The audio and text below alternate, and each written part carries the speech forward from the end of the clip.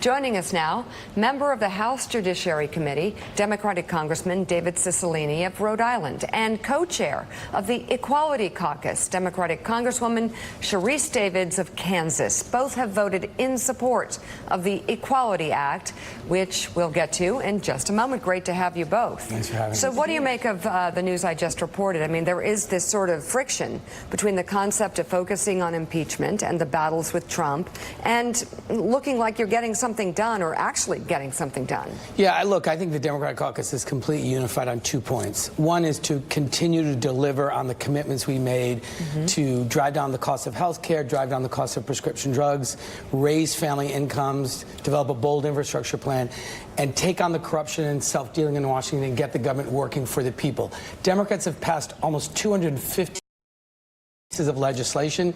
They range from 10 health care bills to equal pay for equal work to veterans' child care benefits to a tax cut for Gold Star families, universal background checks. We've delivered on that. We continue to do it. We have to communicate it to the American people. We're getting things done on their priorities. Right. At the same time, we have to hold this administration accountable.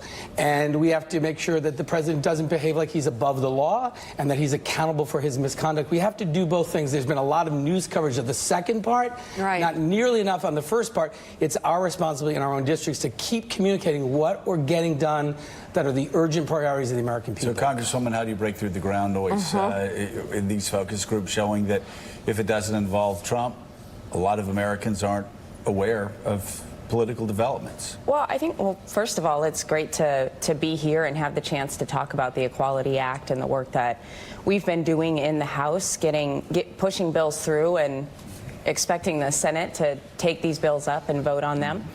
And then second, I think a lot of it has to do with how we're engaging the folks at home. You know, I spend a lot of time in my district in Kansas talking to folks on the ground. We're doing town halls and holding roundtables on things like prescription drug costs and mental and behavioral health issues that our communities are facing.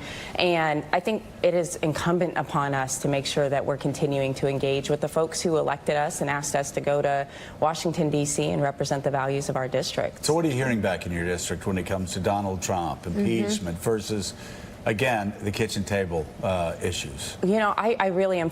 I'm mostly just hearing about the kitchen table issues. In fact, the last time I was home, or the time before that, we did a mental and behavioral health panel where we brought in folks from across the district and various stakeholders talking about the youth and not just LGBTQ youth, but also everybody else who's by issues of access to mental and behavioral health.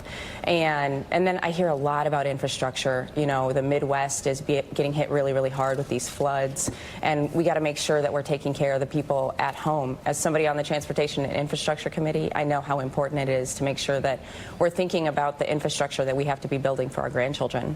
So you all are both in New York for a reason. Tell us about it. We were part of a celebration of the 50th anniversary of Stonewall for the DNC. This happens, of course, in the year that the House passed the Equality Act. And so from that very dark day, really a movement was born 50 years ago for full equality for the LGBTQ community. The House passed a comprehensive civil rights bill with the vote of every single Democrat in the House and 8 Republicans that would prohibit discrimination based on sexual orientation and gender identity in all areas of life. It's now sitting on Mitch McConnell's desk along with hundreds of bills passed by Democrats, passed actually in a bipartisan way in the House. That's the interesting thing. Of those more than 250 bills, or just about 250 bills, every one of them was bipartisan with the exception of H.R. 1, this major ethics reform, which not a single Republican voted for. So how do you get past sitting that? there. I know. How do you get past that, and how do you not make the connection that a lot of that actually has to do with the other issue, the president?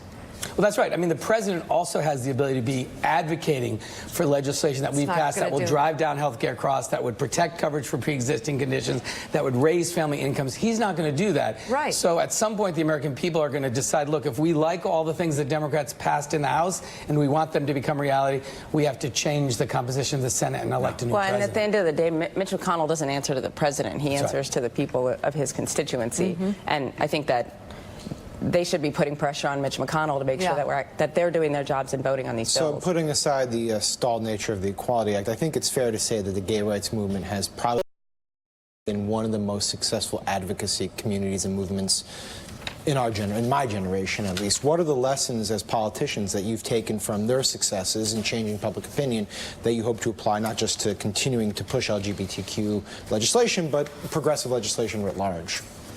Well, Go for it, Congress. Yeah. Well, you know, I think that one of the things that we have to keep in mind is that, by and large, when we look at LGBTQ issues, I mean, even Stonewall was started by, you know, a group of Black trans and activists, and I think that a lot of what we're seeing in this movement is people who are taking a step back, and now as folks who sit in decision-making positions, it's our job to make sure that we're listening to every aspect of not just the LGBTQ community, but communities that have often been left out of the conversation. And what we need to think about is that our job is to listen and make decisions. Right. And I think as many people in Congress as we can get doing that, the better off we're going to be, and the Equality Act is evidence of that. Congresswoman Sharice Davids and Congressman David Cicilline, thank you both for coming on the show. Thank you for coming. Appreciate it. Thank you. Great. I hope you come back. Everything you do. Coming up.